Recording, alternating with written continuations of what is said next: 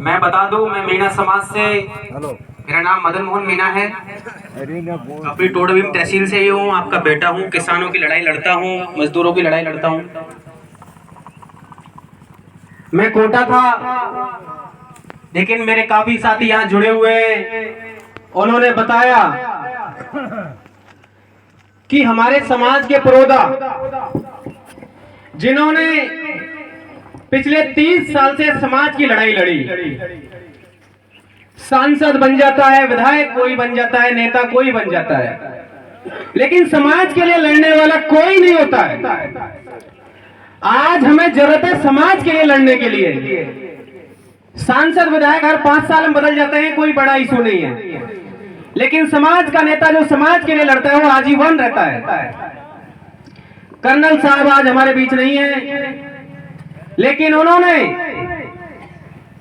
गुर्जर समाज सहित सर्व समाज के लिए जो दिशा दी, एक प्लेटफॉर्म दिया, जो शिक्षा का महत्व बताया उन्होंने कि हमारे बाल बच्चे, अगर एक घर में से अगर एक भी नौकर हो जाता है तो हमारा पूरा परिवार, आने वाली पुश्तैनी पीढ़ी, हमारे बच्चे भी अपनी जीविका चला सकते हैं। इस मुहिम को उन्होंने आगे बढ़ाया, आपके हितों के लिए लड़ाई लड़ी, सड़कों से लिए संसद तक उन्होंने अपनी आवाज को मजबूत किया। और मैं जितनी उनकी बातें करूं, उनके चर्चे करूं, बहुत लंबी उनकी एक कहानी है। शायद ऐसे गुर्जर समाज ही नहीं, सर्व समाज में विरले ही नेता पैदा होते हैं जो कर्नल साहब हमारी टोडभीम के मुंडिया गांव में हमारे बीच जन्म लिया। मैं गंगापुर सिटी प्रशासन को अवगत कराना चाहता हूं कि एक 2 इंच की जमीन पे उनकी हम मूर्ति का अनावरण कर रहे हैं। इस राजस्थान में कितनी जगह अवैध कब्जे हो रहे हैं, कितनी सरकारी जमीनों पर कब्जा किया जा रहा है बाहुबली गुंडों द्वारा, कितने किसानों की खातेदारी जमीन पर गुंडों द्वारा कब्जा किया जा रहा है। आपने कितने कब्जों को हटाया। जब एक किसान का बेटा, किसान पुत्र तहसील में जाता है, एसडीएम दफ्तर में जाता है, किसान मेरे गुंडे मेरे खेत पे कब्जा कर रहे हैं, ये मेरी जमीन को जोत रहे हैं, मुझे निकलने नहीं दे रहे।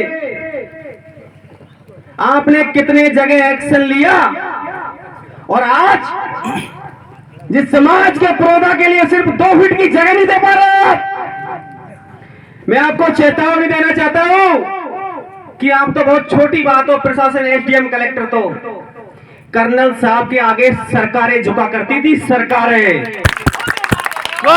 की है। अब किस सोच में हो रहे हो?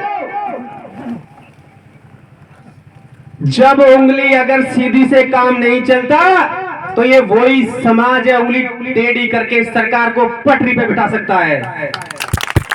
आप भूल रहे हो, जिस गुर्जर मीणा के बीच खाई तैयार करी थी सरकार ने, उस खाई को धीरे धीरे भर दिया है, लेकिन अब ये गुर्जरी समाज के नहीं, हम मीणा समाज के भी पुरोधा हैं। मैं आपको बताना चाहता हूं और पंच पटेलों से निवेदन भी करना चाहता हूं, ये 2 फीट में एक जगह मूर्ति लगाइए। मैं आपका बेटा हूं, ऐसा भूकंप ला दो, हर गांव हर धारी में हमारे कर्नल साहब की मूर्ति लगनी चाहिए।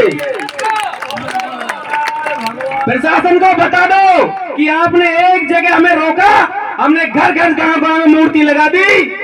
हमें झुकने वाले नहीं हैं, हम रुकने वाले नहीं हैं, हम उस खून और किसान वनवासी हैं। अरे हमारी जमीनों, हम वनवासी हैं, हम कहां रहेंगे?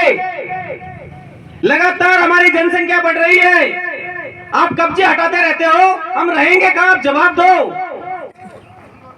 क्या दिक्कत आ रही थी आपको, जो आज मैं देख के बड़ा दुख हूं कि जिसने सर्व समाज की लड़ाई लड़ी वो हमारे सामने, आंखों के सामने लिपटा हुआ है। किस प्रशासन की बात कर रहे हो?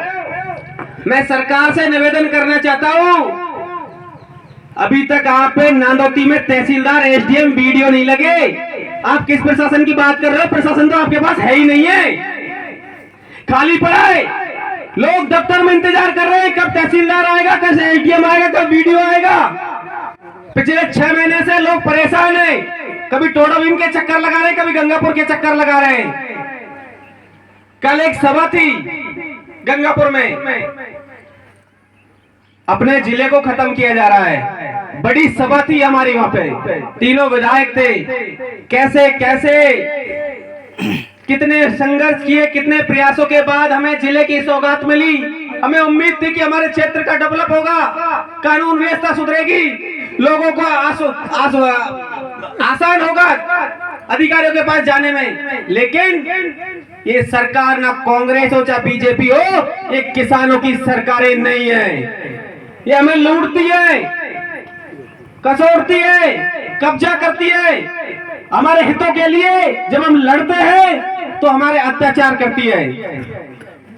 बहुत गांव के पंच पटेल यहाँ बैठे हुए हैं, सरकार सुन ले, हम भी यहाँ से कहीं जाने वाले नहीं हैं और ये पंच पटेल भी यहाँ से कहीं जाने वाले नहीं हैं। ये मूर्ति का अनावरण होगा और इस मूर्ति की वजह से मैं उम्मीद करता हूं